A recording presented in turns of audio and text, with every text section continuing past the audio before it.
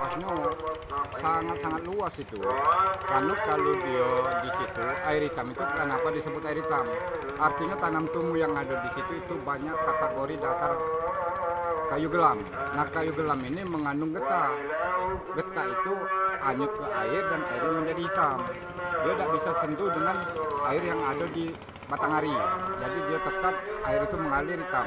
Nah, itu yang pertama-tama maksud itu yang disebut air hitam itu.